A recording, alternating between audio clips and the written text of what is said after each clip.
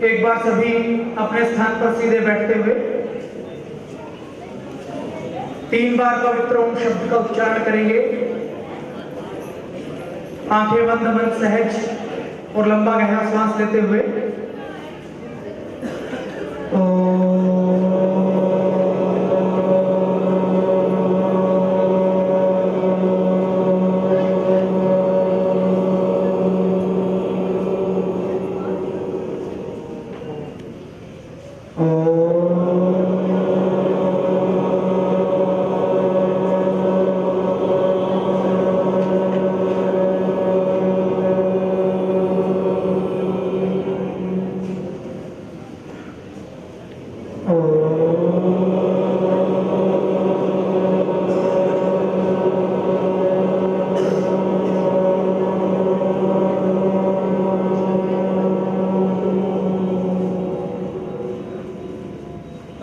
आज का दिन हम सब के लिए एक विशेष दिन है। आज भारत के क्रांतिकारियों में जो सबसे निडर और साहसी क्रांतिकारी थे, जो क्रांतिकारियों के सरदार थे, भगत सिंह भी जिनको अपना सरदार मानता था, अपना बड़ा भाई मानता था, जिससे वो प्रेरणा लेता था, ऐसे अमर शहीद स्वतंत्रता सेनानी चंद्रशेखर आजाद का आज बलिदान दिवस है। और आज ही के दिन महर्षि देव दयानंद जी महाराज, जिनके बारे में ये कहा जाता है कि वो क्रांतिकारियों के कुल गुरु थे, उनका आज बोध उत्सव है। तो आज का दिन बहुत विशेष है। चंद्रशेखर आजाद का महत्व पूरे देश व दुनिया के क्रांतिकारियों में कितना है, इसका अंदाजा एक छोटी सी घटना से लगाया जा सकता है। एक बार जापान और फ्रांस का एक प्रतिनिधिमंडल भारत आया अपने किसी सरकारी काम से। उन्होंने अपने देशों में चंद्रशेखर आजाद के बारे में सुना था, तो उन्होंने जब अपना सरकारी काम खत्म कर लिया तो उन्होंने भारत के अधिकारियों से कहा कि हम आपके देश के महान स्वतंत्रता सेनानी चंद्रशेखर आजाद के स्मारक को देखना चाहते हैं। अब दिल्ली के सारे अधिकारियों के हाथ पैर फूल गए कि देश में चंद्रशेखर आजाद का कोई स्मारक तो बना नहीं। तो उन्होंने सोचा कि चंद्रशेखर आजाद का जो जन्म स्थान है उत्तर प्रदेश के उन्नाव जिले में बदरका नाम का गांव, वहां पर इनको ले जाते हैं, वहां पर इनको दिखा देते हैं उनके जन्म स्थान को। तो जब जापान और फ्रांस का प्रतिनिधिमंडल बदरका गया और बदरका जाकर उसने जब इस महान स्वतंत्रता सेनानी के स्मारक की दुर्दशा देखी, उस गांव की बदहाली देखी, वो तो कल्पना कर रहे थे कि भारत देश का जो इतना बड़ा स्वतंत्रता सेनानी हुआ, जिसके बारे में हमने जापान में और फ्रांस में सुना है, उसका बड़ा सा स्मारक बना होगा। लेकिन जब उन्होंने दुर्दशा देखी तो भारत के अधिकारियों के सामने कहा कि एक महान स्वतंत्रता सेनानी की आपने दुर्दशा की है। अगर ऐसा स्वतंत्रता सेनानी जापान में पैदा होता तो आज जापान देश का नाम जापान नहीं, आजाद जापान होता।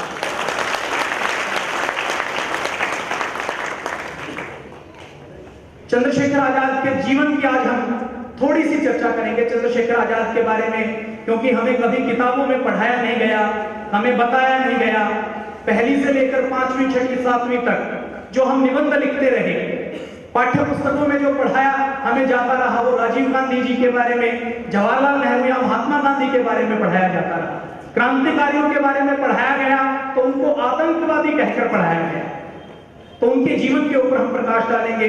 मंच पर उपस्थित पूज्य स्वामी सर्वदानंद जी महाराज के चरणों में मैं संपूर्ण भारत स्वाभिमान की ओर से कोटि कोटि नमन करता हूं।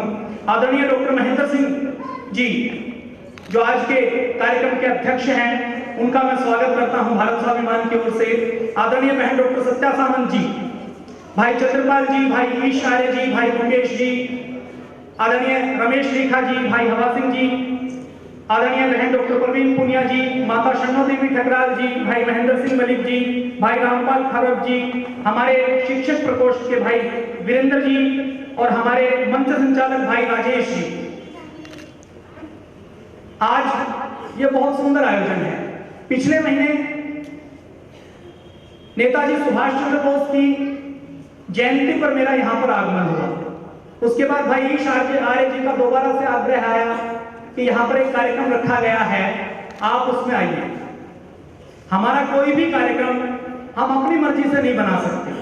हमारा कार्यक्रम पूज्य स्वामी जी महाराज के आदेश से तय होता है और इसमें पूरे देश में अलग अलग स्थानों पर जल्दी जल्दी जाना होता है, लेकिन जो अपने गृह स्थान है उनके बारे में हम भी कहते हुए संकोच करते हैं कि कहीं ये संगठन में ये ना सोचा जाए कि ये अपने गृह स्थान पर इसलिए जा रहे हैं कि इनको कोई व्यक्तिगत काम होगा। हम अपने व्यक्तिगत संबंध और व्यक्तिगत काम सब छोड़ चुके हैं, लेकिन भाई ईश जी की भावना थी और शायद ईश्वर का आशीर्वाद था कि हमें आपका फिर से दोबारा दर्शन कर पाता, तो दोबारा से प्रोग्राम बन गया। संगठन के कार्य से भिवानी आना था तो भिवानी के साथ साथ हिसार को भी जोड़ दिया गया। तो आज चंद्रशेखर आजाद एक ऐसा व्यक्ति जो एक छोटे से गांव में जिसने जन्म लिया, एक बहुत गरीब परिवार में जन्म लिया, पिता के पास खाने के लिए रोटी नहीं, घर में सुबह चूल्हा जल गया तो शाम को चूल्हा जलाने के लिए अन्न का दाना नहीं, आज भोजन मिल गया तो इस बात की गारंटी नहीं कि कल भोजन मिलेगा कि नहीं मिलेगा। ऐसा व्यक्ति जिसने अभाव देखा, जिसने गरीबी देखी, जिसने गांव की देश की दुर्दशा देखी, 24 साल 7 महीने और 4 दिन के छोटे से जीवन में उसने यह सिद्ध कर दिया कि छोटी आयु, गरीबी, कम पढ़ा लिखा होना, संसाधनों का अभाव, आदिवासी क्षेत्र गांव के वातावरण में जन्म लेना, ये सारे कारण देश सेवा के रास्ते में कोई बाधा नहीं बन सकते। अगर संकल्प पूरा हो तो कोई भी व्यक्ति बड़े से बड़ा काम कर सकता है। अगर चंद्रशेखर आजाद जैसा साधनहीन युवक जिसके पास अपना कुछ भी नहीं था, जिसको शिक्षा नहीं मिल पाई, वो एक छोटी सी पिस्तौल के साथ अपने संकल्प के बल पर ऐसे अंग्रेजी साम्राज्य जिसके राज में दुनिया में कभी सूर्य अस्त नहीं होता है, उस अंग्रेजी साम्राज्य की अगर चूल्हे हिला सकता है तो आप और हम तो एक ऐसे देश के युवा हैं, हमारे पास सारे संसाधन हैं। अगर हम ठान लें तो आज हमारी संस्कृति पर, हमारे सभ्यता पर, हमारे देश पर जो आक्रमण हो रहे हैं, हम चंद्रशेखर आजाद से अगर प्रेरणा लें तो हम उनका मुकाबला कर सकते हैं। चंद्रशेखर आजाद कैसे बने? शहीद भगत सिंह की जब बात आती है तो शहीद भगत सिंह अध्ययन बहुत करते हैं। शहीद भगत सिंह 8 अप्रैल 1929 से लेकर 23 मार्च 1931 तक जेल में रहे। जेल के 716 दिनों में उन्होंने 300 पुस्तकें पढ़ी। उनके एक साथी कहते हैं कि शहीद भगत सिंह पुस्तकें पढ़ते नहीं थे, उनको घोलकर पीते थे। चंद्रशेखर आजाद कभी पुस्तकें नहीं पढ़ते थे, वो पुस्तकों का निचोड़ जो बातचीत में आता था उसको ग्रहण करते थे। जैसे हंस के सामने दूध में मिलाकर पानी डाल दिया जाए तो वो पानी को छोड़ देता है, दूध को ले लेता है, उसी प्रकार चंद्रशेखर आजाद विद्वानों का सारा निचोड़ ले लेते थे। और भगत सिंह जैसे बहुत पढ़ने वाले क्रांतिकारी भी चंद्रशेखर आजाद को अपना गुरु मानते थे, उससे अपनी प्रेरणा लेते थे। चंद्रशेखर आजाद के बचपन की बात करें तो चंद्रशेखर आजाद के पिताजी का नाम पंडित सीताराम तिवारी था। चंद्रशेखर आजाद का 14 वर्ष तक नाम चंद्रशेखर तिवारी था। 14 वर्ष की आयु में 1921 के सन में महात्मा गांधी ने एक आंदोलन चलाया था, असहयोग आंदोलन। पूरे देश में भगत सिंह से लेकर चंद्रशेखर आजाद ने अपने विद्यालय की पढ़ाई छोड़कर महात्मा गांधी के नेतृत्व में, उनके निर्देशन में पढ़ाई पर ठोकर मारकर असहयोग आंदोलन के लिए निकल पड़े। उसी असहयोग आंदोलन में उस समय चंद्रशेखर आजाद बनारस में अपना विद्याध्ययन कर रहे थे। तो असहयोग आंदोलन के दौरान निरपराध आंदोलनकारियों पर अंग्रेजी पुलिस अत्याचार करती थी, लाठियां बरसाती थी। तो एक बार धरना दे रहे आंदोलनकारियों पर अंग्रेजों की पुलिस ने अत्याचार किया, लाठियां बरसाई, तो बालक चंद्रशेखर वहां पर खड़ा था। उससे यह बर्दाश्त नहीं हुआ। उसके पास कोई गोली या पिस्तौल उस समय नहीं थी, तो उसने पास से पत्थर उठाया और पुलिस का जो ऑफिसर था उसको निशाना लगाकर उसके माथे पर पत्थर मारा। अंग्रेज अफसर के माथे से खून की धार बह निकली। चंद्रशेखर आजाद पत्थर मारकर गायब हो गए। अब क्योंकि पुलिस के अफसर के ऊपर पत्थर मारा था तो अंग्रेजों की पुलिस पर आक्रमण करने वाले आक्रमणकारी को कैसे छोड़ दे, तो बनारस के हर विद्यालय को, हर धर्मशाला को खंगाला गया और 3 दिन बाद चंद्रशेखर आजाद को गिरफ्तार कर लिया गया। गिरफ्तार करने के बाद अंग्रेजों के एक जज के सामने लाया गया और वो जज इतना क्रूर था कि वो ये कहता था कि माफी देना जज का काम नहीं होता, किसी को पकड़कर छोड़ना ये तो शिकारियों का या चिड़ीमारों का काम होता है कि पंछी को पकड़ लिया और छोड़ लिया। हम तो अंग्रेजों के जज हैं, हमारा काम तो क्रूर से क्रूर सजा देना है। उसके कोर्ट में चंद्रशेखर आजाद को पेश किया गया। उसने जब पूछा कि तुम्हारा नाम क्या है, तो बाला चंद्रशेखर तिवारी ने उत्तर दिया कि मेरा नाम आजाद है। उसके बाद आवाज आजा, जवाब सुनकर वो दिल मिला गया। उसके बाद उसने दूसरा सवाल पूछा कि तुम्हारे पिता का नाम क्या है, तो चंद्रशेखर आजाद ने कहा कि मेरे पिता का नाम स्वाधीन है। जज और दिल मिला गया। उसने पूछा कि तुम्हारा घर कहां है, तो चंद्रशेखर ने कहा कि मेरा घर जेल खाना है। उसके बाद उस जज ने क्रोध में आकर 15 बेंतों की सजा चंद्रशेखर आजाद को सुना दी। चंद्रशेखर आजाद को वहां की सेंट्रल जेल में ले जाया गया। जेलर ने उससे कहा कि अभी भी तुम माफी मांग लो तो तुम्हारी 15 बेंतों की सजा माफ कर दी जाएगी। तो चंद्रशेखर आजाद ने माफी मांगने से मना कर दिया। चंद्रशेखर आजाद को एक लकड़ी के साथ बांध दिया गया, पूरे कपड़े उनके उतार दिए गए और सिर्फ पीछे वाले हिस्से पर एक पतला कपड़ा ढक दिया गया और जल्लाद ने चंद्रशेखर आजाद के शरीर पर बेंत मारनी शुरू की। वो बेंत कितनी खतरनाक होती थी, उस समय के जो भयानक से भयानक मुजरिम होते थे, खूनी अपराधी, शराबी होते थे, वो 3-4 बेंत खाकर बेहोश हो जाते थे, वो घबरा जाते थे। बेंतों की मार का असर कम हो इसके लिए वो नशा करते थे, अफीम खाते थे, गांजा पीते थे, चरस पीते थे। लेकिन चंद्रशेखर आजाद ने हर बेंत के ऊपर बेंत पड़ते ही शरीर की खाल उधरती थी और इधर चंद्रशेखर आजाद के मुंह से आह नहीं निकलती थी, भारत माता की जय और वंदे मातरम निकलता था। 15 बेंतों के बाद 15 बेंत खाकर जहां बड़े से बड़े मुजरिम को लोग कंधे पर उठाकर ले जाया करते थे, चंद्रशेखर आजाद अपने पैरों से चलकर गए। और अंग्रेजों का एक नियम था, जिसको बेंत लगाई जाती थी उसको बाद में फिर 3 आने दिए जाते थे ताकि वो मरहम पट्टी करवा सके, कुछ दूध या घी खा सके। तो चंद्रशेखर आजाद को जब जेलर ने 3 आने दिए तो चंद्रशेखर आजाद ने वही जेलर के मुंह पर वो 3 आने फेंक कर मारे। उस घटना के बाद चंद्रशेखर आजाद का नाम पूरे बनारस में और पूरे देश में चंद्रशेखर तिवारी नहीं, चंद्रशेखर आजाद पड़ गया। 14 साल की आयु में एक छोटे से लड़के ने कितना बड़ा काम किया, पूरे बनारस में इसकी गली गली में चर्चा होने लगी और चंद्रशेखर आजाद बनारस का हीरो बन गया। चंद्रशेखर आजाद बनारस के युवकों का नायक बन गया। बड़ी बड़ी उम्र के युवक भी 20-20 साल के, 22-22 साल के युवक उससे प्रेरणा लेने लगे। उस चंद्रशेखर आजाद से जब प्रेरणा लेने लगे तो बनारस में एक बड़ी सभा की गई, वहां पर चंद्रशेखर आजाद को सम्मानित किया गया। ऐसे चंद्रशेखर आजाद थे। उसी बेंतों की सजा के बाद आजाद नाम पड़ा और चंद्रशेखर आजाद ने बार बार जब साथियों के साथ बात चलती थी तो वो कहते थे कि जो ब्रिटिश साम्राज्य को मिटाने का पण अगर चंद्रशेखर आजाद ने लिया तो उसके पीछे इन 15 बेंतों की सजा बार बार उसको याद आती थी और वो संकल्प लेता था कि मुझे अंग्रेजों के इस अत्याचारी शासन को मिटाना है, देश के बाहर उन अंग्रेजों को भगाना है। चंद्रशेखर आजाद लीडर बहुत थे।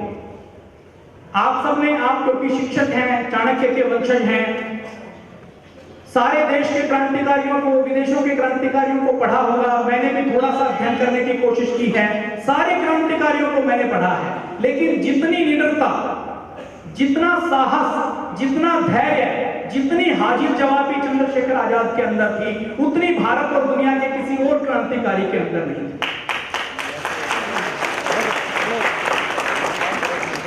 चंद्रशेखर आजाद कितने निडर थे इसका अंदाजा आप लगा सकते हैं कि उस समय क्रांतिकारियों के पास मीडिया नहीं होता था, टीवी नहीं होता था, तो क्रांतिकारी अपने विचारों का पर्चा छपवाते थे। और पर्चा छपवाना कितना खतरनाक था, वीर सावरकर को 2 जंग की सजा केवल एक पर्चा छपवाने के लिए दी गई, काले पानी भेजी गई। माना उस जमाने में पर्चा छपवाना बहुत बड़ा गुनाह था। 1947 में हमें पूरी आजादी नहीं मिली, लेकिन आज इतनी आजादी मिल चुकी है कि हम कोई भी विचार व्यक्त कर सकते हैं, अपनी भावनाएं व्यक्त कर सकते हैं, सरकार के विरोध में बोल सकते हैं। उस समय इतनी आजादी भी नहीं थी। तो चंद्रशेखर आजाद और सारे क्रांतिकारी पर्चे छपवाते थे चोरी छिपे किसी प्रेस में, खुद प्रेस में काम करते थे, प्रेस का काम सीखते थे, पर्चे छुपवा कर उसकी जो प्लेटें और जो दूसरी चीजें बनती थी, छापा बनता था, उनको डिस्ट्रॉय कर देते थे। तो चंद्रशेखर आजाद के साथियों ने एक पर्चा छपवाया और साथियों के बीच में चंद्रशेखर आजाद ने कहा, कानपुर की बात है कि हम ये पर्चा थाने के सामने लगाएंगे। अब सारे साथियों ने कहा कि ये क्या मूर्खता की बात है, थाने के सामने 24 घंटे सिपाही खड़ा रहता है, वहां पर तो पर्चा लगाना क्या कोई क्रांतिकारी जाए, ये भी नहीं सोचा जा सकता। तो चंद्रशेखर आजाद ने कहा कि मैं इस काम को करूंगा।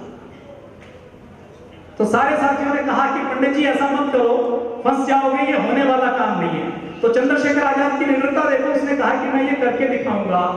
वो गए, अपनी पीठ के ऊपर पर्चे को उल्टा चिपकाया, गोंद दूसरी साइड ज्यादा लगाया, पीठ के ऊपर कम लगाया, सिपाही से जाकर बात करने लगे। बात करते करते सिपाही का ध्यान थोड़ा सा इधर हुआ तो दीवार के सामने सट गए, दीवार पर पर्चा चिपक गया, सिपाही थोड़ा सा मुड़ा, चंद्रशेखर आजाद गायब हो गए। और उसके बाद सिपाही देखता है कि मैं यहां पर पहरे पर हूं और भारत के क्रांतिकारियों की हिम्मत देखिए कि मेरे सामने पर्चा चिपका कर। चंद्रशेखर आजाद कितने निडर थे, आजाद कैसे रहे। ब्रिटिश पुलिस ने चंद्रशेखर आजाद के नाम 27 वारंट निकाले थे। कितने वारंट निकाले थे? कभी आपने सुना पंडित जवाहरलाल नेहरू के खिलाफ कभी कोई वारंट निकला? कभी किसी इतिहास में पढ़ा आपने? चंद्रशेखर आजाद के खिलाफ 27 वारंट निकाले गए। ब्रिटिश पुलिस ने कई लोगों को सिर्फ इसलिए अपने गुप्तचर विभाग में, अपनी सीआईडी में रखा, उनकी केवल एक योग्यता थी कि वो चंद्रशेखर आजाद को पहचान सकते हैं। माना उस समय सरकारी नौकरी किसी को चाहिए, उसको और कुछ भी ना आए, अगर वो चंद्रशेखर आजाद को जानता है तो ब्रिटिश पुलिस 60 रुपए महीना की उसको नौकरी देने के लिए तैयार थी। और ऐसे सैकड़ों व्यक्तियों को रखा हुआ था कि किसी भी कीमत पर चंद्रशेखर आजाद को पकड़ना है, क्योंकि उसने पूरे ब्रिटिश साम्राज्य की नाक में दम कर रखा है। तो एक बार ऐसे ही कानपुर में रक्षाबंधन के अवसर पर चंद्रशेखर आजाद की कोई सगी बहन तो नहीं थी, वो एक मुंह बोली बहन के घर गए। मुंह बोली बहन के घर जब वो राखी बंधवा रहे थे तो पता लगा कि पुलिस ने मकान को चारों ओर से घेर दिया है और मकान के मुख्य दरवाजे पर पुलिस का ऑफिसर खड़ा है। अब बहन का परिवार घबरा गया कि भैया मेरे घर राखी बंधवाने के लिए आए हैं, उनको पुलिस पकड़ लेगी तो बहुत बदनामी होगी, क्रांतिकारी कहेंगे कि हो ना हो इन्होंने ये सूचना दी है। तो चंद्रशेखर आजाद ऐसी विपरीत परिस्थितियों में भी नहीं घबराए। उन्होंने कहा कि बहन तुम चिंता मत करो, जैसा मैं कहता हूं वैसा करो, बस आपको एक बात का ध्यान रखना है, घबराना नहीं है। चंद्रशेखर आजाद ने उनके नौकर के कपड़े लिए, नौकर का अंगोछा लिया, वो सिर के ऊपर डाला, बहन की पूजा की थाली अपने हाथ में ली, अपना माउजर निकालकर थाली के ऊपर रखा, उसके ऊपर मिठाइयां रखी, फूल रखे, राखियां रखी और बहन से कहा कि अब मुख्य दरवाजे से चलो। तो उसकी बहन ने कहा कि कैसी बेवकूफी की बातें करते हो, मुख्य दरवाजे के ऊपर तो सबसे अधिक पहरा है, वहां से थोड़ा ही जाया जा सकता है। तो चंद्रशेखर आजाद ने कहा कि चलो तुम्हें घबराना नहीं है, पुलिस ऑफिसर को राखी बांधते हुए जाना है। चंद्रशेखर आजाद लेकर गए और उसकी हिम्मत देखिए, उसकी बहन ने पुलिस के ऑफिसर को राखी बांधी, चंद्रशेखर आजाद पुलिस ऑफिसर के आंखों के सामने से निकल गए और अंग्रेजों की पुलिस उनको पकड़ भी नहीं पाई। ऐसे निडर।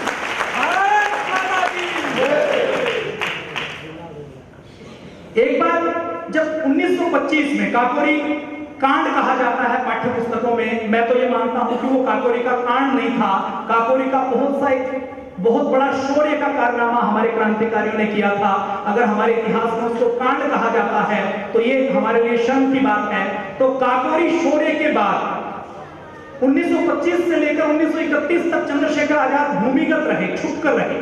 तो वो जब छुप कर रहते थे तो उन्होंने झांसी के पास एक बार वो साधु के वेश में रहते थे।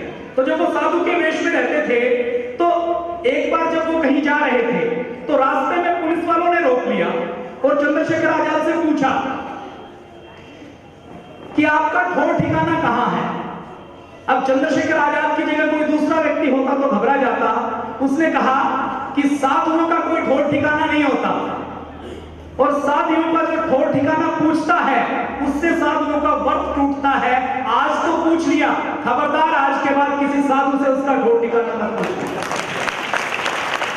ऐसे ही जब वो साधु बने हुए थे तो जिस गांव में वो रहते थे उस गांव के पास एक खून हो गया। अब खून हो गया तो सरगर्मी से तलाश शुरू हो गई, तो पुलिस को थोड़ा सा सुराग लग गया। तो उन्होंने एक बार जब चंद्रशेखर आजाद साधु के वेश में जा रहे थे तो पुलिस के सिपाहियों ने उनको रोक लिया और उनसे कहा कि तुम आजाद हो।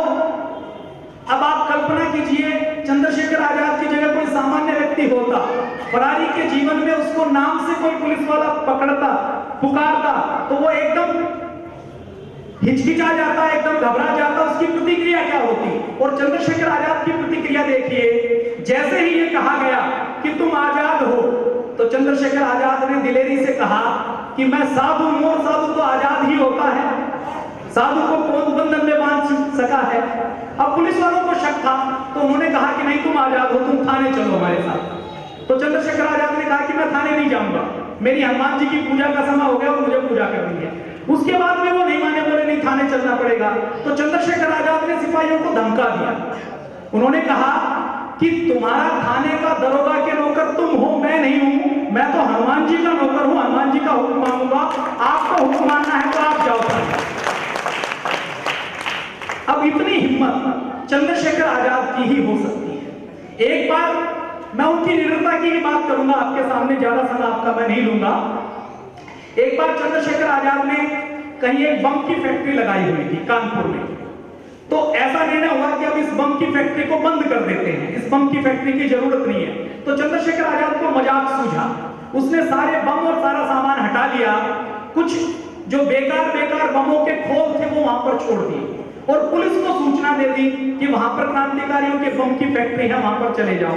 पुलिस के अधिकारी गए, वो वहां पर खाक छानते रहे और चंद्रशेखर आजाद सामने खड़े उसका तमाशा देखते रहे। इसी प्रकार एक बार चंद्रशेखर आजाद ने और क्रांतिकारियों ने एक ठिकाना बनाया हुआ, उस ठिकाने पर गलती से एक बम फट गया। अब बम फट गया तो आसपास पता लग गया तो ये निश्चित हो गया कि अब थोड़ी देर में पुलिस आने वाली है। तो उस समय चंद्रशेखर आजाद के साथ उनके क्रांतिकारी कुछ और मित्र और कुछ क्रांतिकारी बहनें भी थी। तो चंद्रशेखर आजाद के पास दो दायित्व थे कि हमें इन बहनों को और क्रांतिकारियों को भी बाहर निकालना है और यहां से सारा सामान समेटना है, जो हमारे पर्चे हैं, जो हमारे पत्रक हैं, जिनको नाम पते हैं, जिन सबूतों के आधार पर पुलिस क्रांतिकारियों को पकड़ सकती है। तो चंद्रशेखर आजाद ने पहले तो क्रांतिकारियों को निकाला, उसके बाद वो सामान लेने के लिए गए, घर का सारा सामान उन्होंने समेटा। जब वो वापस लौटने लगे तो रास्ते में पुलिस ने देख लिया। अब पुलिस गठरी उनके पास थी सामान की, जिसमें क्रांतिकारियों का सारा सामान था। पुलिस वो जैसे निकले हैं, पुलिस आ रही है, तो पुलिस ने उससे पूछा क्या तुम क्रांतिकारी हो? तो चंद्रशेखर आजाद की हिम्मत देखिए, उनकी जगह कोई दूसरा व्यक्ति होता तो ऐसे समय में मैनेज नहीं कर पाता, अपने आप को संभाल नहीं पाता। चंद्रशेखर आजाद ने कहा कि मैं क्रांतिकारी नहीं, मैं तो धोबी हूं, सामने वाली कोठी से कपड़े लेकर आया हूं।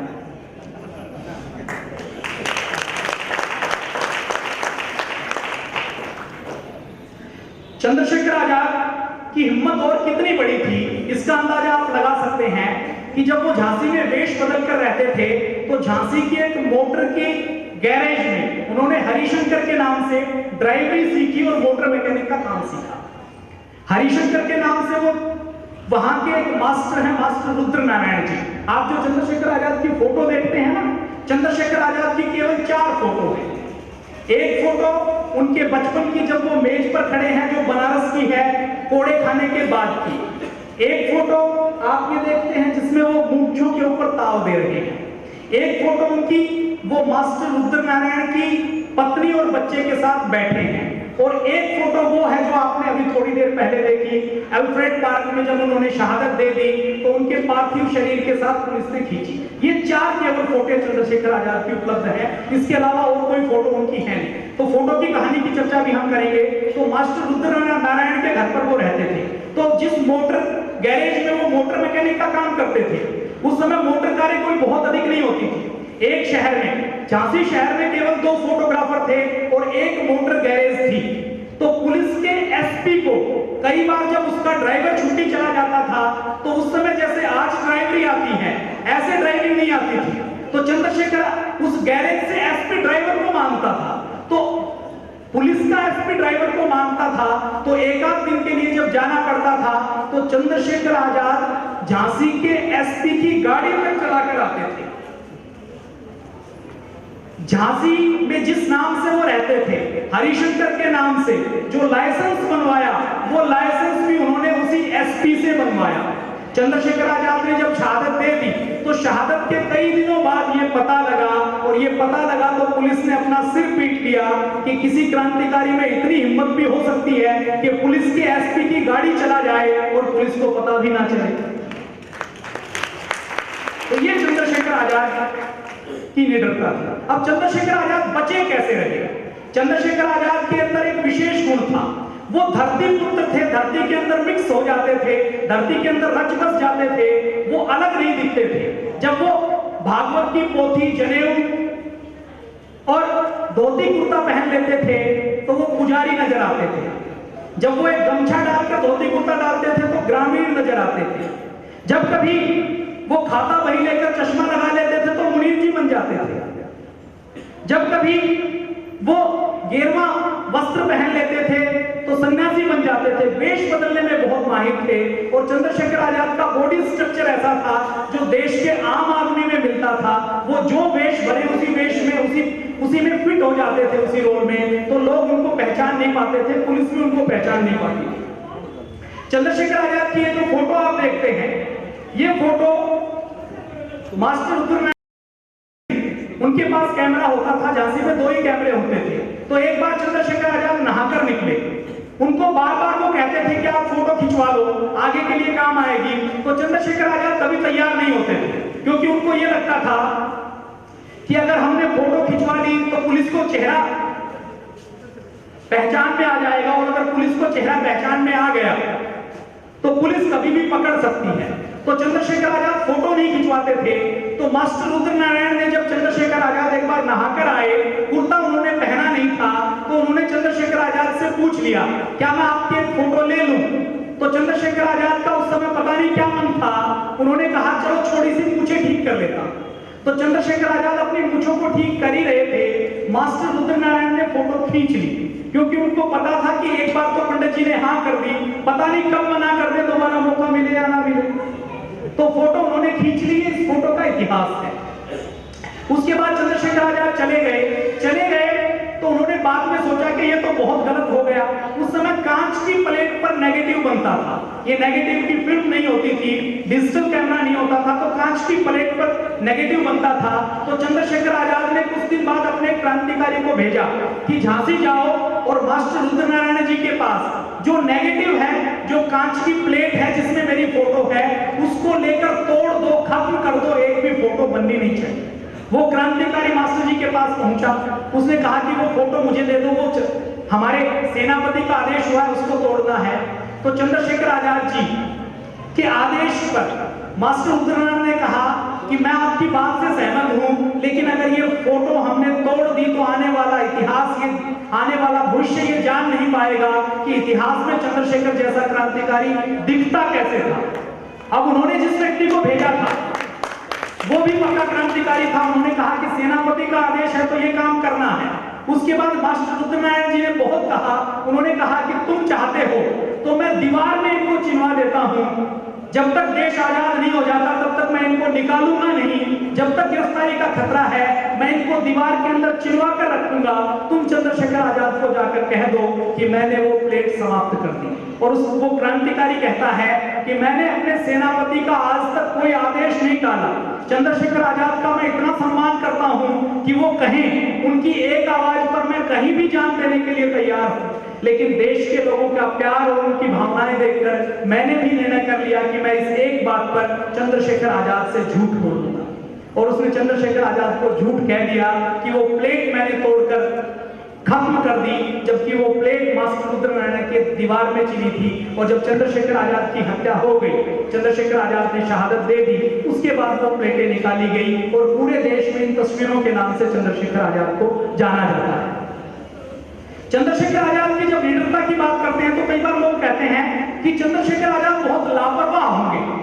चंद्रशेखर आजाद लीडर तो थे, सारी योजना वो बनाते थे कि कहां क्या एक्शन करता है। काकोरी जो ट्रेन लूटी गई, उस ट्रेन की एक एक योजना उन्होंने बनाई थी, लेकिन वो तर्क भी बहुत थे, बहुत चुस्त और बहुत असावधान थे। दो घटनाएं यशपाल जी बताते हैं। वो कहते हैं कि एक बार हमने सोचा कि भगत सिंह और बटुकेश्वर दत्त को जेल से छुड़वाते हैं, तो भगत सिंह और बटुकेश्वर दत्त को जेल की जो गाड़ी कोर्ट में लेकर जाती है वो एक फाटक के ऊपर रुकती है। हम उस फाटक के ऊपर खड़े रहेंगे और उस गाड़ी के ऊपर हमला करके भगत सिंह और बटुकेश्वर दत्त को आजाद करवा लेंगे। उन्होंने जो सोचा था वो समय के ऊपर पहुंचे, और जब गाड़ी आई फाटक के ऊपर रुकी, वो एक स्थान पर खड़े थे, तो सारे साथी इंतजार कर रहे थे कि एक बार चंद्रशेखर आजाद इशारा करें और हम गाड़ी के ऊपर हमला करके अंग्रेजों की पुलिस पर आक्रमण करके भगत सिंह और बटुकेश्वर दत्त जो हमें जान से प्यारे हैं उनको छुड़वा लें और देश के क्रांति के काम में लगा दें। लेकिन चंद्रशेखर आजाद ने सबको स्टॉप करवा दिया। सारे क्रांतिकारी मन ही मन चंद्रशेखर आजाद से गुस्सा हो गए, और जब वापस आने पर चंद्रशेखर आजाद ने बताया कि हमने जो योजना बनाई थी वो कितने पुलिस वालों की बनाई थी, आज उस गाड़ी के साथ उससे दोगुने पुलिस वाले थे। अगर हम उस समय एक्शन करते, उस समय आक्रमण करते, तो भगत सिंह और बटुकेश्वर दत्त तो मिलते नहीं, उल्टे उनके प्राण जाते और हमारे प्राण जाते। माना निडरता और सतर्कता का मेल चंद्रशेखर आजाद के अंदर था।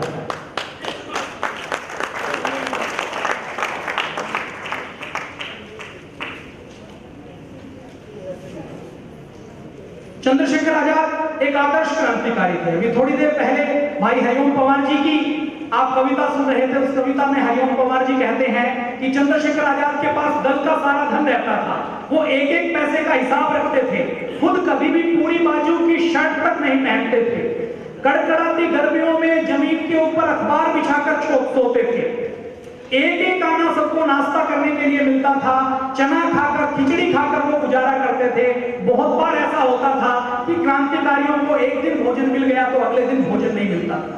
इतनी गरीबी के बाद जब किसी व्यक्ति ने कहा कि चंद्रशेखर आजाद के माँ बाप भी भूखों मरते हैं तो उसके लिए पैसे भेज दो, तो आपने सुना कि चंद्रशेखर आजाद ने कहा कि केवल मेरी माँ भूखी नहीं मरती, इस देश की लाखों माएं भूखी मरती हैं। अगर हम अपनी माँ की सेवा नहीं कर सकते, उनको रोटी नहीं दे सकते, तो ये 2 गोलियां काफी हैं उनकी सेवा करने के लिए। ये चंद्रशेखर आजाद ने कहा था, और ऐसा कहने वाला क्रांतिकारी केवल चंद्रशेखर आजाद ही हो सकता है, और कोई क्रांतिकारी इतनी बड़ी दिलेरी की बात नहीं कर सकता।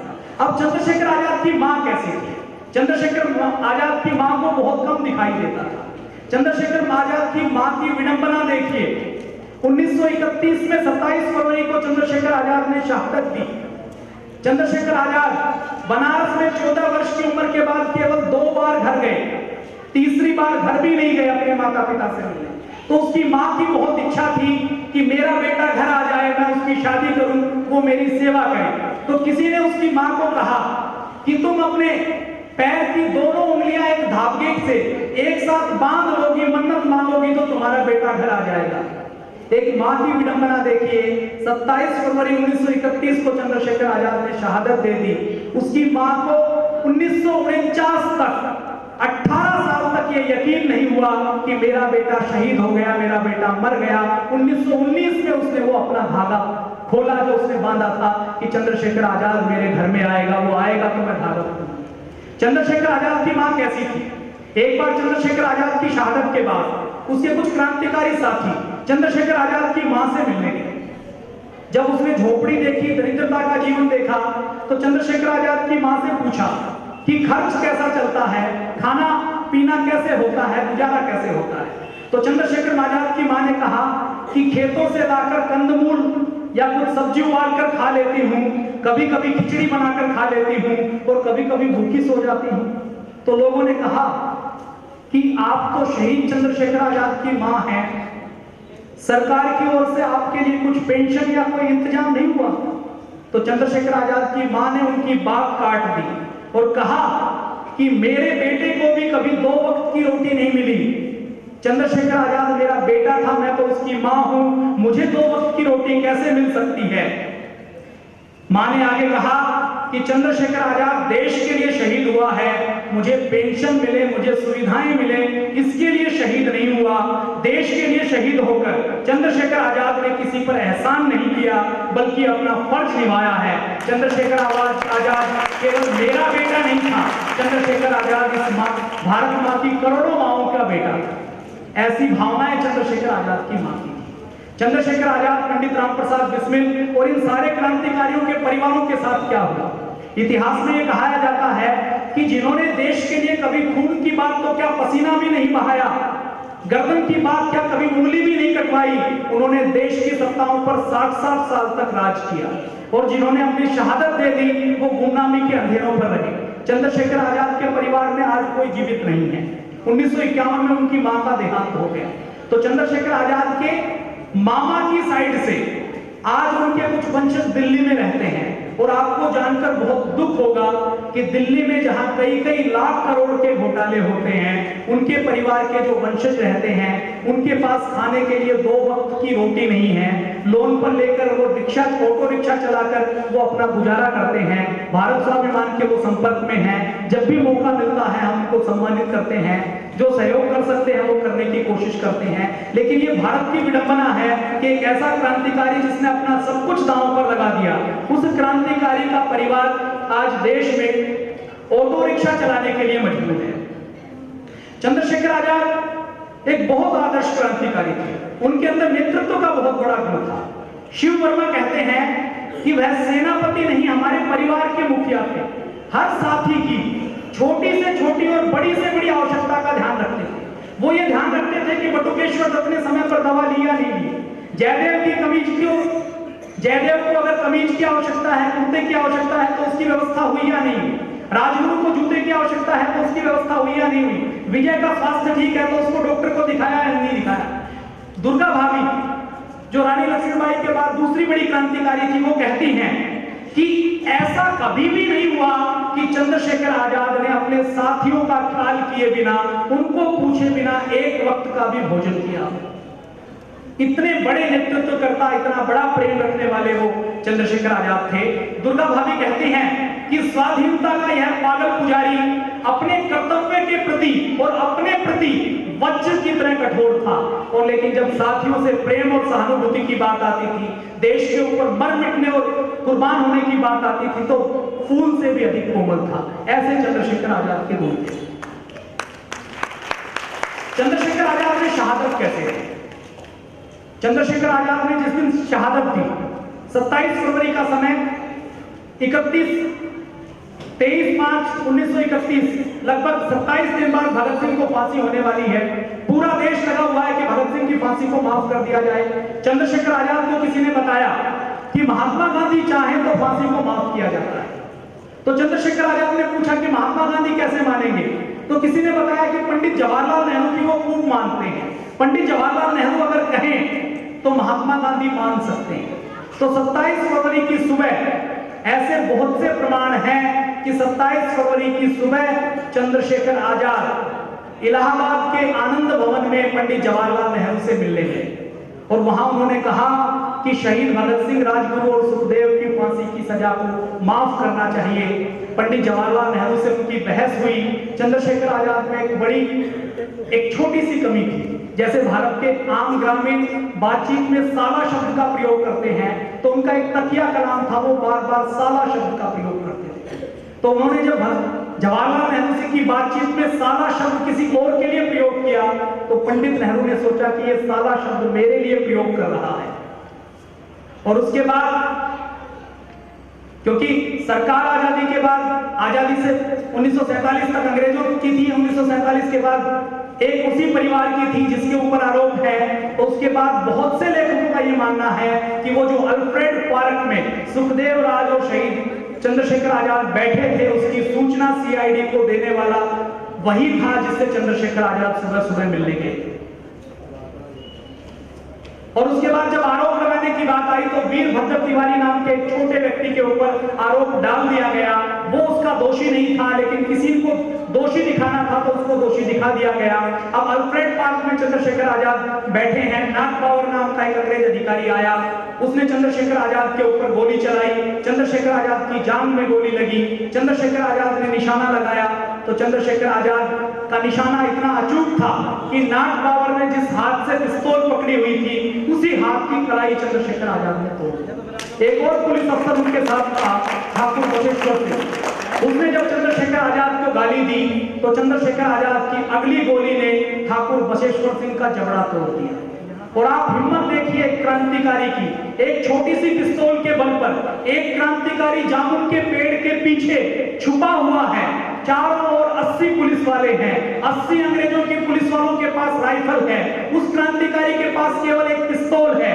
उसी पिस्तौल से वो 80 राइफलों का मुकाबला कर रहा है और वो क्रांतिकारी 32 मिनट तक लगातार अंग्रेजों का मुकाबला करता रहा और 32 मिनट में भी वो हारा नहीं। 32 मिनट में संघर्ष करने के बाद उसकी गोलियां खत्म हो गई तो अंतिम गोली उसने अपनी कनपट्टी के ऊपर मारी। भारत माता की जय। अंग्रेजों का एक अफसर था मिस्टर ब्रंडन। शहादत के बाद जब उसने सारा मुआयना किया तो वो कहता है कि चंद्रशेखर आजाद जैसा सच्चा निशानेबाज पूरी दुनिया में बहुत कम है। ऐसे निशानेबाज बहुत कम मिलते हैं। खासकर उनका निशाना कितना अच्छा था इसका अंदाजा लगाया जा सकता है कि ऐसा निशानेबाज जिसका निशाना बहुत अच्छा हो, लेकिन वो भी इतनी विषम परिस्थितियों में जहां तीनों ओर से उसको घेरे हुए हैं वो भी घबरा जाता है। यदि पहली गोली चंद्रशेखर आजाद की जांघ में नहीं लगी होती तो पुलिस का एक भी अफसर जीवित नहीं लौटता। ये पुलिस का एक ऑफिसर कह रहा है कि चंद्रशेखर आजाद इतने बड़े निशानेबाज थे। चंद्रशेखर आजाद और उसकी जब पुलिस की का संघर्ष हुआ तो चंद्रशेखर आजाद को गोली लगी, चंद्रशेखर आजाद ने शहादत दे दी। तो चंद्रशेखर आजाद की तरफ से जब गोलियां चलनी बंद हो गई, उनका शरीर गिर गया, पेड़ की आड़ में खड़ा था, गिर गया तो साफ दिखाई दे रहा है तीनों ओर से। तो अंग्रेजों के 80 पुलिस वालों की हिम्मत नहीं हुई कि वो उसके शरीर के पास चले जाए। मरे हुए शरीर के ऊपर वो 15 मिनट तक गोलियां बरसाते हुए उनकी लाश के साथ भी पुलिस वालों को इतना डर लगा कि पुलिस वालों को 15 मिनट तक चंद्रशेखर आजाद की लाश को छूने की हिम्मत नहीं हुई। इतने निडर और इतने देशभक्त क्रांतिकारी चंद्रशेखर आजाद थे, इतना बड़ा खौफ ब्रिटिश पुलिस के ऊपर था। अब चंद्रशेखर आजाद के पेड़ का और आसपास के पेड़ों का जब मुआयना किया गया तो यह पाया गया कि चंद्रशेखर आजाद ने जितनी भी गोलियां चलाई वो आसपास के जो 80 पुलिस वाले छुपे हुए थे उनके 6 फीट के ऊपर लगी हैं और चंद्रशेखर आजाद जिस पेड़ के ऊपर थे, जिस पेड़ के पीछे थे, उसके 10 से 15 फीट की ऊंचाई तक गोलियां लगी हुई हैं। इसका मतलब क्या है कि चंद्रशेखर आजाद ने जितने निशाने लगाए वो सटीक थे और अचूक थे। पुलिस वाले जो 80 थे जिनके पास राइफलें थी, जो उससे अधिक सुरक्षित थे, जिनके ऊपर आक्रमण की संभावना कम थी, उनकी गोलियां 10 से 15 फीट तक गई है। तो अंदाजा लगा लीजिए कि चंद्रशेखर आजाद का निशाना कितना अच्छा था। चंद्रशेखर आजाद का निशाना कितना अच्छा था इसकी एक छोटी सी घटना और है। लैंसडाउन नाम का एक शहर है हिमाचल प्रदेश में। उस अभी हिमाचल प्रदेश में है, पहले वो उत्तर प्रदेश में था। तो उस लैंसडाउन नाम के शहर में चंद्रशेखर आजाद उसके जंगलों में निशानेबाजी का अभ्यास करते थे। तो एक बार भगत सिंह और दूसरे साथी उनके पास थे तो उन्होंने कहा कि पंडित जी आज आपका निशाना देखना है। तो चंद्रशेखर आजाद ने कहा कि चलिए मैं दिखाता हूं। वो सबको पिस्तौल चलाना सिखाते थे। तो जब चंद्रशेखर आजाद ने कहा कि चलो मैं दिखाता हूं तो भगत सिंह ने कहा कि सामने ये जो पेड़ है इसके इस पत्ते पर आपको निशाना लगाना है। तो चंद्रशेखर आजाद की पिस्तौल में 6 गोलियां थी। चंद्रशेखर आजाद ने पहला निशाना लगाया, पत्ता अपने स्थान पर रहा। दूसरा निशाना लगाया, पत्ता फिर भी अपने स्थान पर रहा। उनके साथियों ने कहा कि पंडित जी अब तो आप अच्छे निशानेबाज नहीं रहे, आपका निशाना तो चूक रहा है। 5 गोलियां चंद्रशेखर आजाद ने चला दी। छठी गोली चलाने से मना कर दिया। उसने कहा कि पत्ते को चेक करो। और जब भगत सिंह पत्ते को तोड़कर लाया तो उसके अंदर 5 सुराख बने हुए थे। इतना पक्का निशाना चंद्रशेखर आजाद। पत्ता टूटा तो इसलिए नहीं कि गोली अगर पत्ते के अंदर से निकली है तो अंदर से निकल जाएगी, वो हाई स्पीड में है, पत्ता टूटकर नहीं गिरेगा। पत्ता तो तभी टूटेगा जब उसके किनारे पर गोली लगेगी। तो इतना अचूक निशाना चंद्रशेखर आजाद का था। चंद्रशेखर आजाद ने जब शहादत दी तो शहादत देने के बाद जिस जामुन के पेड़ के पीछे वो छुपे रहे, उस जामुन के पेड़ के पत्तों पर जो चंद्रशेखर आजाद का खून लगा हुआ था, उस जामुन के पेड़ की मिट्टी को लोगों ने इकट्ठा कर लिया। अपने घर को ले जाने लगे कि अपने बच्चों को इसका ताबीज बनाकर पहनाएंगे ताकि उनके अंदर चंद्रशेखर आजाद जैसा क्रांतिकारी पैदा हो सके, उन जैसी निडरता आ सके।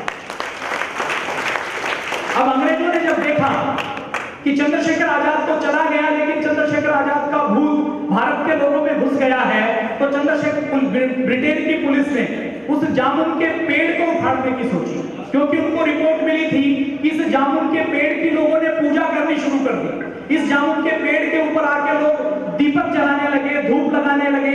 इस जामुन के पेड़ के ऊपर आके लोग फूलों की मालाएं चढ़ाने लगे और संकल्प लेने लगे कि चंद्रशेखर आजाद के अधूरे काम को हमें पूरा करना है। तो अंग्रेजों ने सोचा कि चंद्रशेखर आजाद जीवित था तो कम नुकसान हो रहा था, अब वो मर गया तो उससे ज्यादा नुकसान हो रहा है। तो उन्होंने रातों रात उस पेड़ को उखड़वा दिया और उखड़वा कर वहां से कहीं दूर ले जाकर कटवा दिया। इतना डर चंद्रशेखर आजाद का अंग्रेजों की पुलिस में था। अभी भी आप अल्फ्रेड पार्क में जाएं, मुझे पूरे देश में जब मैं जाता हूं तो मुझे जाने का अवसर मिलता है। बदरका भी मैं गया हूं और चंद्रशेखर आजाद जिस पेड़ के पीछे लड़े थे उस जमीन पर एक जामुन का दूसरा पेड़ लगा हुआ है। वो पेड़ नहीं है जो उस समय था। उसके बाद जब अंग्रेजों ने वो पेड़ उखड़वा दिया तो किसी दूसरे क्रांतिकारी ने नया जामुन का पेड़ वहां पर लगाया, तो अभी भी वहां पर जामुन का पेड़ है। पूज्य स्वामी जी महाराज जब भी इलाहाबाद जाते हैं और कोई कार्यक्रम करे ना करे, अल्फ्रेड पार्क में चंद्रशेखर आजाद को श्रद्धांजलि देने के लिए जरूर जाते हैं। चंद्रशेखर आजाद और भगत सिंह क्या मानते थे? चंद्रशेखर आजाद और भगत सिंह ये मानते थे कि भारत में सच्ची आजादी तभी आएगी जब भारत के अंतिम व्यक्ति को पहनने के लिए कपड़ा मिलेगा, भारत के अंतिम व्यक्ति को भरपेट रोटी मिलेगी और भारत के अंतिम व्यक्ति के सिर पर चप्पल होगा। कांग्रेस के बारे में चंद्रशेखर आजाद का मानना था कि कांग्रेस पूंजीपतियों, जमादारों और अमीर लोगों की संस्था है। कांग्रेस से यह आशा करना कि आम जनता की गरीबी या कठिनाइयां कांग्रेस से दूर होंगी, कांग्रेस उनसे मुक्ति भी दिलाएगी, तो यह महज कोरी कल्पना होगी। 1930 में चंद्रशेखर आजाद ने कह दिया था। गांधी जी के बारे में चंद्रशेखर आजाद कहते थे, ये वही चंद्रशेखर आजाद हैं जो गांधी जी के नाम से असहयोग आंदोलन में भाग लेते हैं, पढ़ाई छोड़ते हैं। जब गांधी जी का रूप उन्होंने आने वाले 10 सालों में देखा तो गांधी जी के बारे में चंद्रशेखर आजाद और भगत सिंह कहते हैं कि गांधी जी उदार हृदय के परोपकारी जीव हैं, लेकिन केवल परोपकार से जनता का कल्याण नहीं हो सकता। आज देश को निस्वार्थ भाव से अपने प्राणों को कुर्बान कर देने वाले कार्यकर्ताओं की आवश्यकता है। अहिंसक क्रांति से देश को आजादी नहीं मिल सकती, देश में तो सशस्त्र क्रांति की आवश्यकता है। ऐसा चंद्रशेखर आजाद मानते हैं। चंद्रशेखर आजाद और भगत सिंह कहते थे कि कांग्रेस के आंदोलन से केवल एक परिवर्तन होगा, एक शोषणकर्ता के स्थान पर दूसरा शोषणकर्ता आ जाएगा। केवल राजनीतिक आजादी से कुछ लोग जनता का खून चूसेंगे, इसलिए राजनीतिक आजादी के साथ साथ सामाजिक और आर्थिक आजादी आनी चाहिए। भारत में संपूर्ण व्यवस्था परिवर्तन होना चाहिए। चंद्रशेखर आजाद का वो सपना अधूरा है। भारत में राजनीतिक आजादी तो आई, आधी अधूरी आजादी तो 1947 में मिली, लेकिन संपूर्ण आजादी नहीं मिल पाई।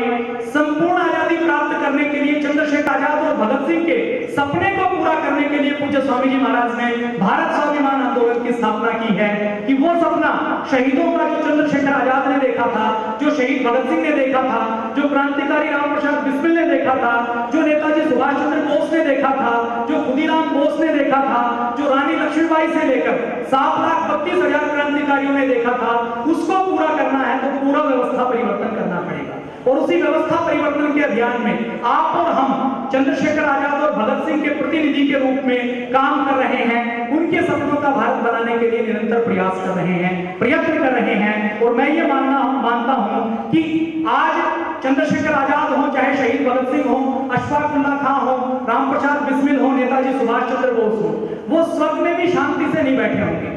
उनका एक उद्देश्य था कि हम बार बार भारत की धरती पर जन्म लेते रहें और जब तक भारत माता को सच्ची आजादी ना मिल जाए तब तक इसी प्रकार जन्म लेकर भारत को आजाद करवाते रहें। मेरा ये बहुत गहराई से मानना है कि भारत स्वाभिमान के जितने कार्यकर्ता हैं वो उन 7,32,000 क्रांतिकारियों की आत्माएं हैं जो अपना अधूरा काम छोड़कर, अधूरा काम पूरा करने के लिए मुक्ति का मार्ग छोड़कर, सत्य का सुख छोड़कर धरती पर आई है। तो चंद्रशेखर आजाद और भगत सिंह के इस काम को पूरा करने का संकल्प व्यवस्था परिवर्तन का है, पूज्य स्वामी जी महाराज का है। आज पूज्य स्वामी जी महाराज चाहें तो उनके पास ना सत्ता की कमी है, ना संपत्ति की कमी है, ना सिंहासन की कमी है, ना संसाधनों की कमी है, ना सम्मान की कमी है, लेकिन अपना सब कुछ उन्होंने केवल भारत माता को आजाद करवाने के लिए दांव पर लगाया है। आज स्वामी जी चाहें तो उनको दर दर भटकने की, सुबह 4 बजे से लेकर रात को 12 बजे तक काम करने की आवश्यकता नहीं है। वो पतंजलि योगपीठ में कुर्सी डालकर बैठ जाएं, सुबह से लेकर शाम तक उनके चरण छूने वालों की, उनको प्रणाम करने वालों की लाइन नहीं टूटेगी। लेकिन इन सारे साम्राज्य को, इन सारे आश्रम को, पूरी सारी व्यवस्थाओं को और पूरे सारे सम्मान को, अपनी जान को हथेली पर लेकर पूज्य स्वामी जी महाराज का एक ही सपना है। जब उनको बार बार कहा जाता है कि सीआईडी, आईबी, रॉ सारी एजेंसियां आपको खत्म करने के लिए तुली हुई हैं, आप स्वामी जी इस अभियान को बंद कर दें, तो पूज्य स्वामी जी महाराज एक ही बात कहते हैं कि देश के करोड़ों लोग अगर मुझ में श्रद्धा रखते हैं, मेरे अंदर विश्वास रखते हैं, उनकी श्रद्धा और विश्वास का प्रयोग मैं केवल ताली बजवाने में करूं, मैं केवल अपना गुणगान करने में करूं, तो ये उनकी श्रद्धा और विश्वास का अपमान होगा। मुझे भगवान ने जो करोड़ों लोगों का विश्वास दिया है, उस विश्वास के ऊपर मैं खरा उतरूंगा और इस विश्वास के लिए मुझे अपने प्राण देने पड़े तो मैं बिना हिचक के 1 मिनट में अपने प्राण दे दूंगा, लेकिन अंतिम सांस तक इस अभियान को रुकने नहीं दूंगा, इस अभियान को झुकने नहीं दूंगा। हम 100% लड़ेंगे, संघर्ष करेंगे और जीतेंगे। ये पूज्य स्वामी जी महाराज का सपना है। चंद्रशेखर आजाद और भगत सिंह क्या मानते थे? वो कांग्रेस के बारे में बार बार कहते थे कि कांग्रेस अंग्रेजों से समझौते की बात करती है, और जब कांग्रेस के लोग आजाद से कहते थे कि आप भी समझौते में शामिल हो जाओ, क्रांतिकारी गतिविधियां क्यों करते हो, तो चंद्रशेखर आजाद एक लाइन में उसका बहुत अच्छा उत्तर देते थे। वो कहते थे कि अंग्रेजों से हमारा सिर्फ एक समझौता हो सकता है, कोई बातचीत नहीं हो सकती। वो समझौता ये है, केवल और केवल यह समझौता कि अंग्रेज आज ही अपना बोरिया बिस्तर समेटे और बिना किसी शर्त के, बिना किसी बातचीत के भारत को छोड़कर चले जाएं, इसके अलावा अंग्रेजों से हमारा और कोई समझौता हो नहीं सकता। चंद्रशेखर आजाद कहते थे कि कांग्रेस का एक ही उद्देश्य है, सत्ता की प्राप्ति हो, रास्ता कोई भी हो, और हमारा एक ही उद्देश्य है कि सच्ची आजादी की, संपूर्ण आजादी की प्राप्ति हो, रास्ता चाहे कोई भी हो। तो ये चंद्रशेखर आजाद का सपना था। चंद्रशेखर आजाद भी उस समय के मीडिया से परेशान थे। उस समय टेलीविजन तो नहीं था, लेकिन अखबार छपते थे, तो जितने अखबार छपते थे उसमें कुछ क्रांतिकारियों के थे, बाकी पर सरकार का नियंत्रण था। तो उस समय भी अखबारों में भ्रामक खबरें दी जाती थी। तो चंद्रशेखर आजाद कहते हैं कि एक ये कांग्रेस वाले हैं जो छींकते हैं तो अखबार के पहले पन्ने पर खबर बनती है, और एक हम क्रांतिकारी हैं जो अपनी गर्दन भी कटवा लें तो अखबार में एक लाइन नहीं छपती। आज भारत की स्थिति आप देखेंगे तो भारत के मीडिया में भी ये हो रहा है। बाबा रामदेव 1 लाख की सभा करे तो टीवी के चैनल दिखाते हैं कि बाबा रामदेव ने रामलीला की, और कुछ विदेशी शक्तियों के प्रायोजित व्यक्ति जब 4 मोमबत्तियां लेकर सड़कों पर निकलते हैं तो वही टीवी के चैनल कहते हैं कि पूरा देश उतरा सड़कों पर। तो ये मीडिया में विरोधाभास होता रहेगा, हमें उससे घबराने की आवश्यकता नहीं है। क्रांतिकारियों का विरोध सदा देश की सारी सत्ताएं करती रही हैं। आपका और हमारा विरोध हो तो आपको घबराना नहीं है। मीडिया में क्या दिखाया जा रहा है इससे आपको विचलित नहीं होना है। आप इस बात का यकीन रखिए कि ये क्रांतिकारियों का काम है और ये 100% हमें पूरा करना है। आज महर्षि देव दयानंद का भी जन्म दिवस, बौद्ध दिवस है। आज ही के दिन एक छोटी सी घटना कैसे जीवन को बदलती है। महर्षि देव दयानंद ने जब देखा कि शिव जी की मूर्ति के ऊपर चूहे चढ़ रहे हैं, तो शिव जी की मूर्ति के ऊपर चूहों को चढ़ते हुए तो बहुत से लोगों ने देखा, लेकिन महर्षि देव दयानंद ने देखा तो उनका जीवन बदल गया। महर्षि देव दयानंद सन्यासी बाद में थे, उससे पहले क्रांतिकारी थे। शहीद भगत सिंह के दादा सरदार अर्जुन सिंह पंजाब और हरियाणा के पहले एकमात्र व्यक्ति थे जिसको सबसे पहले महर्षि देव दयानंद ने अपने हाथों से वैदिक धर्म की शिक्षा और दीक्षा दी। बहुत से इतिहासकारों ने जिन्होंने भगत सिंह के ऊपर शोध किया, उन्होंने भगत सिंह के परिवार वालों से पूछा कि भगत सिंह कैसे बना, गांव का एक छोटा सा व्यक्ति भगत सिंह कैसे बना, क्रांतिकारी कैसे बना, शहीद आजम कैसे बना। तो एक बार जब एक विद्वान व्यक्ति ने शोध करते हुए भगत सिंह की मां से पूछा कि भगत सिंह इतना बड़ा क्रांतिकारी कैसे बना, तो भगत सिंह की मां ने कहा कि भगत सिंह के ऊपर वैसे तो बहुत से लोगों का प्रभाव था, लेकिन सबसे अधिक प्रभाव किसी व्यक्ति का था तो उनके दादा सरदार अर्जुन सिंह का था। और सरदार अर्जुन सिंह के ऊपर अगर सबसे अधिक किसी का प्रभाव था तो वो महर्षि देव दयानंद का था। महर्षि देव दयानंद कहते थे कि सन्यासी का काम ही विद्रोह करना है। पहले सन्यासी अपने आप से, अपनी सुख से, अपनी सुविधाओं से, अपनी इंद्रियों से विद्रोह करता है, फिर वह अन्याय, अत्याचार, पाप, झूठ, असत्य से विद्रोह करता है। महर्षि देव दयानंद कहते हैं कि जो सन्यासी विद्रोह नहीं करता वो सच्चा सन्यासी नहीं। स्वामी रामदेव जी महाराज महर्षि देव दयानंद के शिष्य हैं और उन्हीं के रास्ते पर चलकर उन्होंने ये संकल्प लिया है कि सन्यासी का जो सच्चा काम है, पाप की, झूठ की, असत्य की, अनाचार का, भ्रष्टाचार का विरोध करना, मैं सारी उम्र उसको करता रहूंगा। तो आइए महर्षि देव दयानंद के बोध उत्सव पर और चंद्रशेखर आजाद के शहादत दिवस पर हम संकल्प लें कि हमारे शहीदों ने जो सपना देखा था वो भारत हम बनाएंगे, उस भारत का निर्माण हम करेंगे। आप सबका बहुत बहुत आभार। बोलिए भारत माता की जय।